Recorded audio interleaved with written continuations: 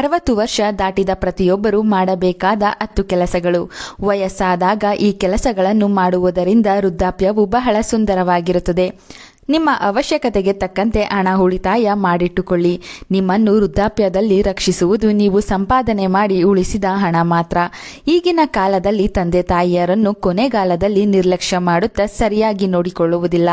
ಆದ್ದರಿಂದ ಮಕ್ಕಳ ಮೇಲೆ ಹೆಚ್ಚು ಆಸೆ ಇಟ್ಟುಕೊಳ್ಳಬೇಡಿ. ಯಾವ ಸಮಯದಲ್ಲಿ ಯಾರು ಹೇಗೆ ಬದಲಾಗುತ್ತಾರೆಂದು ಹೇಳಲು ಬರುವುದಿಲ್ಲ. ಪತಿ ಅಥವಾ ಪತ್ನಿ ಸಾವನ್ನಪ್ಪಿದ ನಂತರ ಒಂಟಿ ಜೀವನ ನರಕದಂತೆ ಇರುತ್ತದೆ. ಅಂತಹವರು ಮನೆಯಲ್ಲಿ ಹೆಚ್ಚು ಸಮಯ ಕಳೆಯಬೇಡಿ. ಬದಲಾಗಿ ಮನೆ ಹೊರಗಡೆ ಬಂದು 4 ಜನರನ್ನು ಸ್ನೇಹಿತರನ್ನಾಗಿ ಮಾಡಿಕೊಂಡು ಅವರೊಂದಿಗೆ ಮಾತನಾಡಿ ನಿಸರ್ಗದಲ್ಲಿ ಸ್ವಲ್ಪ ಸಮಯ ಕಳೆಯಿರಿ. ಇದರಿಂದ ನಿಮಗೆ ಒಂಟಿತನದ ಯೋಚನೆ ದೂರವಾಗುತ್ತದೆ. ಗಂಡು ಮಕ್ಕಳು ನಿಮ್ಮ ಮಾತನ್ನು ಕೇಳಲಿಲ್ಲ ಎಂದರೆ ತಲೆ ಕೆಡಿಸಿಕೊಳ್ಳಬೇಡಿ. ಏಕೆಂದರೆ ಆ ಸಮಯದಲ್ಲಿ ತಂದೆ ತಾಯಿ ಮಾತಿಗಿಂತ ಹೆಂಡತಿ ಮಾತು ಅವರಿಗೆ ಮುಖ್ಯವಾಗಿರುತ್ತದೆ. ಮಕ್ಕಳ ಮೇಲೆ ಚಾಡಿ ಹೇಳಬೇಡಿ. ಇದು ಮಕ್ಕಳಿಂದ ನಿಮ್ಮನ್ನು ದೂರ ಮಾಡುತ್ತದೆ. ಈಗಾಗಲೇ ನಿಮ್ಮೆಲ್ಲ ಸಾಲಗಳು ತೀರಿ ಹೋಗಿದ್ದರೆ ನೀವು ಅದೃಷ್ಟವಂತರು ಎಂದು ಹೇಳಬಹುದು. ಏಕೆಂದರೆ ಮಕ್ಕಳಿಗಾಗಿ ಮಾಡಿದ ಸಾಲಗಳು ವಯಸ್ಸಾದರೂ ತೀರಿಸದಿದ್ದರೆ ಮಕ್ಕಳು ಆ ಸಾಲ ತೀರಿಸುತ್ತಾ ಚುಚ್ಚು ಮಾತುಗಳನ್ನಾಡಿ ನಿಮ್ಮ ಮೇಲಿನ ಗೌರವ ಕಡಿಮೆ ಮಾಡಿಕೊಳ್ಳುತ್ತಾರೆ. ಮಕ್ಕಳು ಹೇಳಿದ ಎಲ್ಲಾ ಮಾತಿಗೂ ತಲೆ ಹಾಡಿಸಬೇಡಿ.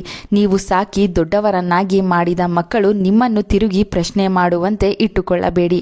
ವೃದ್ಧಾಪ್ಯದಲ್ಲೂ ಮಕ್ಕಳು ನಿಮಗೆ ಗೌರವ ನೀಡುವಂತೆ ನೋಡಿಕೊಳ್ಳಿ. ಆಸ್ತಿ ಅಂತಸ್ತು ಹೆಚ್ಚು ಇಲ್ಲದೆ ಹೋದರೆ ಹಾಸಿಗೆ ಇದ್ದಷ್ಟೇ ಕಾಲು ಚಾಚಿ.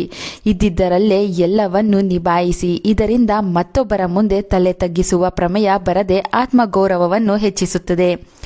ದೇವರ ಸೇವೆ ಜೊತೆಗೆ ಯೋಗ, ಪ್ರಾಣಾಯಾಮ, ಧ್ಯಾನವನ್ನು ಅಭ್ಯಾಸ ಮಾಡಿಕೊಳ್ಳಿ. ಪುಸ್ತಕ ಓದುವುದು, ಬರೆಯುವುದು ಅಥವಾ ಇತರ ಚಟುವಟಿಕೆಗಳಿಗೆ ನಿಮ್ಮನ್ನು ತೊಡಗಿಸಿಕೊಳ್ಳಿ. ಇದರಿಂದ ಕೆಲವೊಮ್ಮೆ ಮನಸ್ಸಿಗೆ ಉಂಟಾಗುವ ನೋವು ದೂರವಾಗುತ್ತದೆ. ವೃದ್ಧಾಪ್ಯದಲ್ಲಿ ಆನಂದದಿಂದ ಜೀವನ ಮಾಡುವುದು ಅತಿ ಮುಖ್ಯ. ಜೀವನದಲ್ಲಿ ಚಿಕ್ಕ ಚಿಕ್ಕ ಆಸೆ ಪಡುವುದು ಸಾಮಾನ್ಯ. ಅಂತಹ ಆಸೆಗಳು ಏನಾದರೂ ಉಳಿದಿದ್ದರೆ ಅದನ್ನು ಪೂರೈಸಿಕೊಳ್ಳಿ. ವಯಸ್ಸಾಗುವಷ್ಟರಲ್ಲಿ ಒಂದು ಸ್ವಂತ ಮನೆ ಇರಬೇಕೆಂದು ಎಲ್ಲರೂ ಆಸೆ ಪಡುತ್ತಾರೆ. ಅದು ಚಿಕ್ಕದಾಗಲಿ ದೊಡ್ಡದಾಗಲಿ ಒಂದು ಮನೆ ಎಂದು ಇರಲೇಬೇಕು.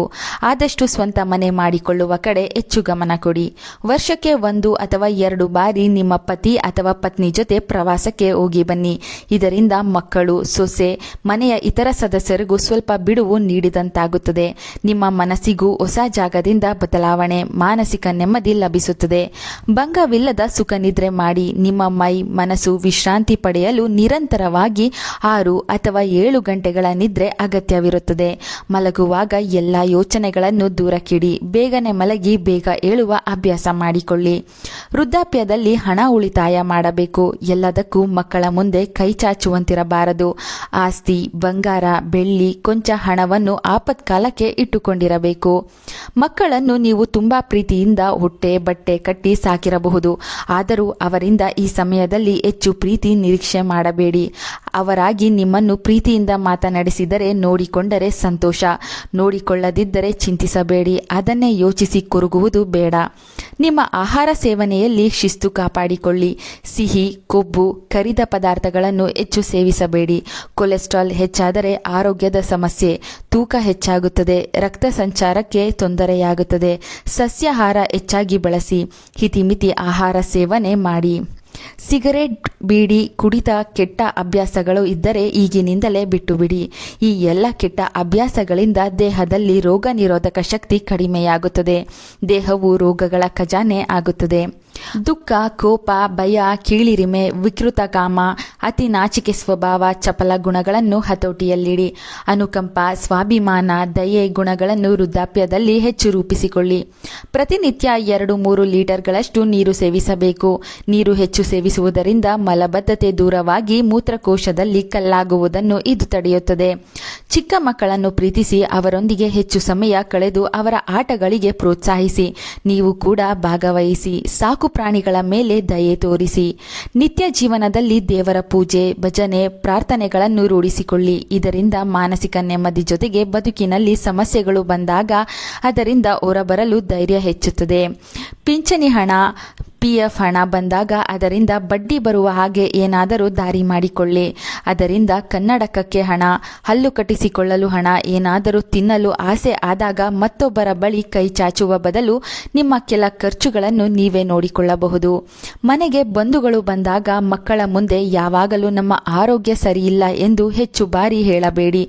ನಿಮಗೆ ತೀರಾ ಹತ್ತಿರವಾಗುವ ಸ್ನೇಹಿತರ ಬಳಿ ಮನಬಿಚ್ಚಿ ಎಲ್ಲಾ ವಿಷಯಗಳನ್ನು ಹಂಚಿಕೊಳ್ಳಿ.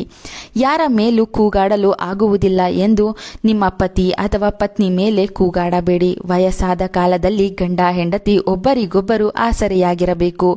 ವೃದ್ಧಾಪ್ಯದಲ್ಲಿ ಪಾಲಿಸಬೇಕಾದ ಕೆಲವು ವಿಶೇಷ ನಿಯಮಗಳನ್ನು ತಿಳಿಸಿಕೊಟ್ಟಿದ್ದೇವೆ. ಈ ಮಾಹಿತಿ ಇಷ್ಟವಾದರೆ ತಪ್ಪದೇ ಒಂದು ಲೈಕ್ ಕೊಟ್ಟು ಎಲ್ಲರಿಗೂ ಶೇರ್ ಮಾಡಿ. ನಮ್ಮ ಚಂದನ ಲೋಕ ಯೂಟ್ಯೂಬ್ ಚಾನಲ್ ಅನ್ನು ಸಬ್ಸ್ಕ್ರೈಬ್ ಮಾಡಿಕೊಳ್ಳಿ. Thank you.